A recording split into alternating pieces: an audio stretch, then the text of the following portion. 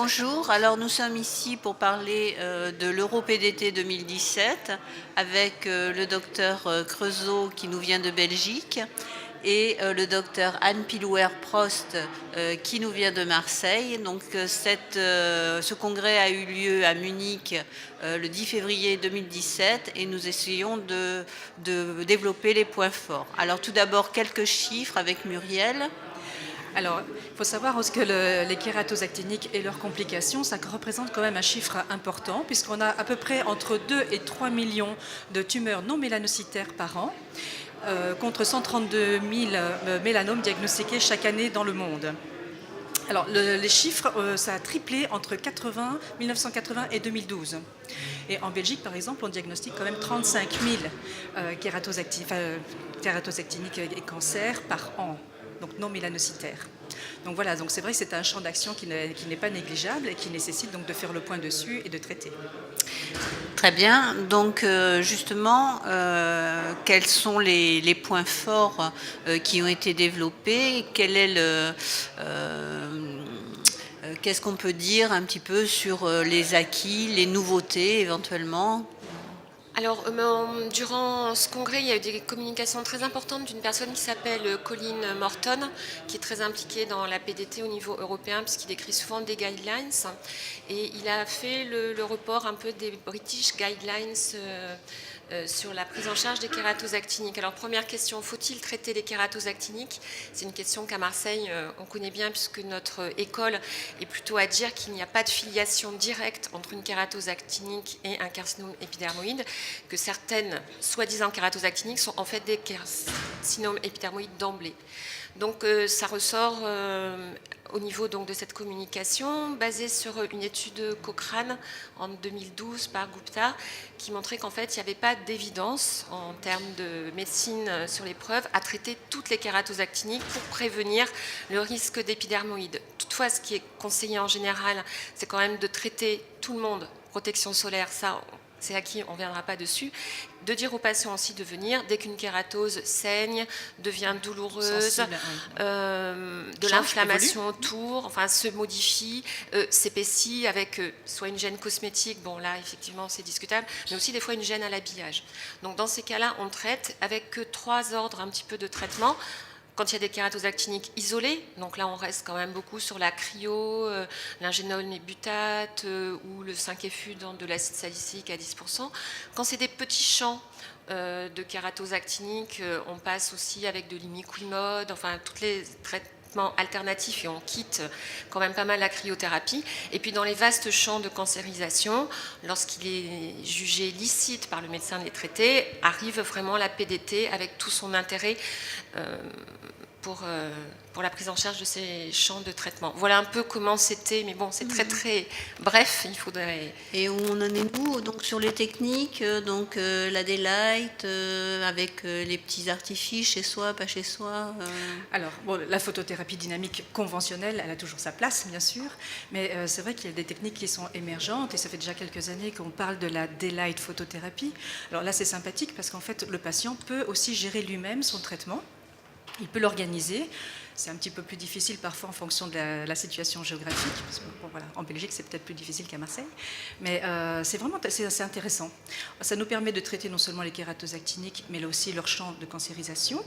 Et ce qui est intéressant également, c'est que c'est beaucoup moins douloureux qu'une photothérapie conventionnelle, donc notamment dans ces champs de cancérisation. Oui, alors effectivement, la daylight, ça fait partie des entre guillemets nouvelles sources lumineuses. C'est quand même remis au goût du jour. Au tout départ, au début du XXe, c'était quand même de la daylight. Et après, il y a donc une résurrection, on va dire, de la technique depuis 2008. Donc c'est nouveau, pas nouveau. En France, donc ça a enfin obtenu une AMM. Donc on sort de la seule lumière rouge pour traiter en PDT pour aller aussi vers la daylight. Donc c'est vraiment très intéressant. On peut l'intensifier, ça Muriel, tu connais bien aussi hein, généralement. Oui, donc au niveau des techniques d'intensification, mais en conventionnel comme en daylight, hein, on peut intensifier. Donc intensifier, ça veut dire quoi? Donc on peut le faire soit avec un microneedling, donc un dermaroller par exemple. On peut le faire avec un laser CO2 fractionné, faire des micro-trous, donc avec une faible intensité, une basse densité, et surtout aussi avec technique moins onéreuse, avec du sandpaper. Donc ce sont des petits skin pads qui collent aux gants, et en fait on va vraiment faire une érosion du stratum corneum, donc on va vraiment frotter jusqu'à ce qu'on ait cette érosion. Et grâce à ça, on va vraiment potentialiser l'action de la photothérapie dynamique.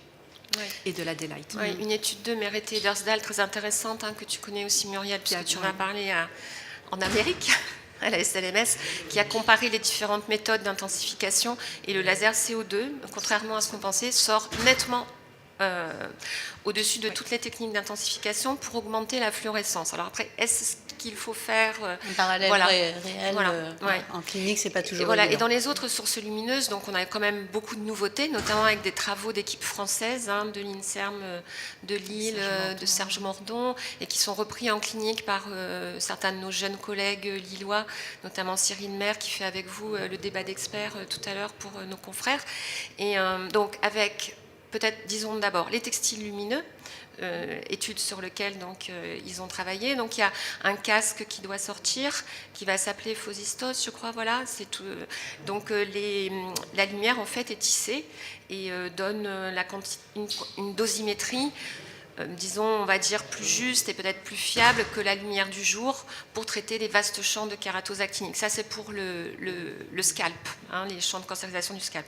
Mais après, donc, l'étude notamment du docteur Maire a porté aussi sur des pagettes vulvaires. Donc là, c'est des culottes au niveau de du textile lumineux qui sont créées. Et il y a plein d'autres projets. Je pense aussi au balanite de Zoun, à rétroplasie de Kera. Donc là, ce serait plutôt des étuis péniens. Mais il peut y avoir des gants, il peut y avoir des tas de choses qui vont être mises au point pour des zones quand même difficilement accessibles à la daylight. N'oublions pas aussi que la daylight, c'est non inférieur pour les kératoses actiniques de bas grade. Voilà. Donc, dès qu'on sort de ces champs, qu'on est sur du pagette, qu'on est sur du... Voilà, quand même, ces textiles vont avoir, je pense, un intérêt très important dans les années à venir. L'autre chose, c'est un peu refaire la lumière solaire, mais grâce à des lampes, et se traiter blanche, à l'intérieur pour se dédouaner de tout ce qui est météo, latitude, heures d'ensoleillement, UV reçu en même temps, écran solaire, pas écran solaire. D'ailleurs, écran solaire, pas écran solaire, ils en ont parlé aussi un petit peu sur les phototypes clairs, c'est intéressant, sur les phototypes plus élevés. 3, ça ne se justifie pas forcément, surtout quand on intensifie, c'est un peu compliqué. Est-ce qu'on applique l'écran, est-ce qu'on ne l'applique pas? Je pense qu'en modulant les heures dans la journée, ça peut être intéressant. Donc, beaucoup de nouveautés, oui, sur les sources lumineuses et notamment des équipes françaises. Très bien. Est-ce que vous avez encore quelques points sur des astuces, on a plein de points. Alors, si on a un petit peu encore un peu de temps.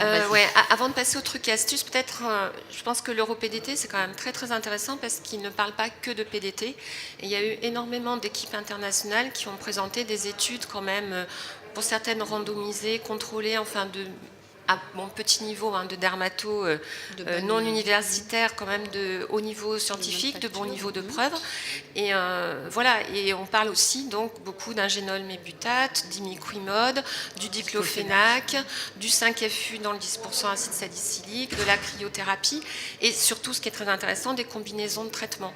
Et on a eu vraiment des beaux panneaux explicatifs avec les avantages et les inconvénients de chacun. Donc voilà, je pense que beaucoup de ces techniques ont leur place.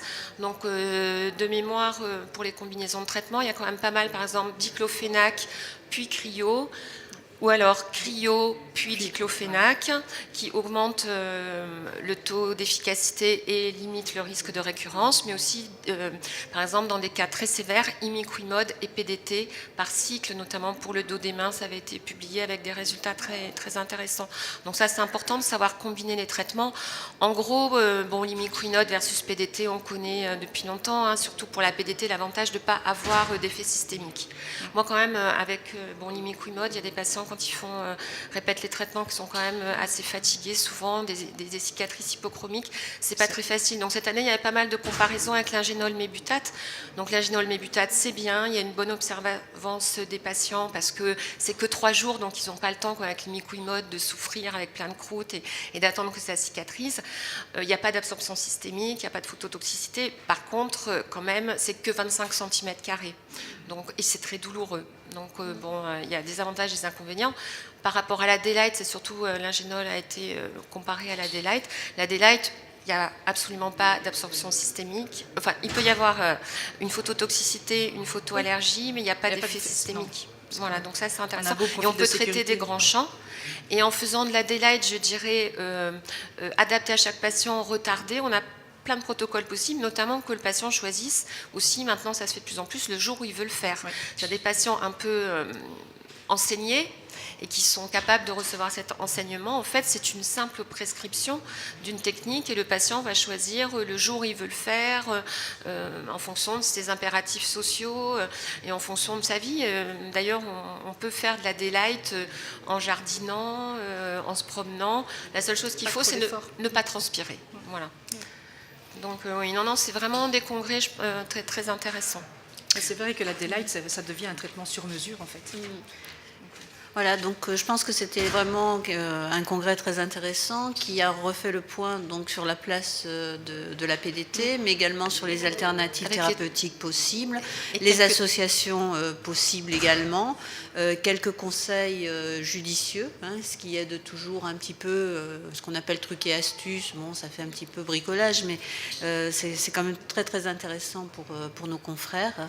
Et, oui, truc astuce, d'ailleurs on a encore un petit peu de temps, on n'a peut-être pas tout abordé, notamment Muriel aussi, sur la diminution de l'érythème avec les stéroïdes. Comment gérer l'érythème, effectivement, donc il faut bien préparer le patient, donc on parlait d'éducation du patient, donc en pré, mais également en post-photothérapie dynamique. Et pour diminuer cet érythème, on a plusieurs options. Donc il y avait une étude clinique qui est sortie l'année passée, qui montrait que la brimonidine donc, permet de diminuer nettement l'érythème, et pourquoi pas aussi le gérer avec les corticostéroïdes.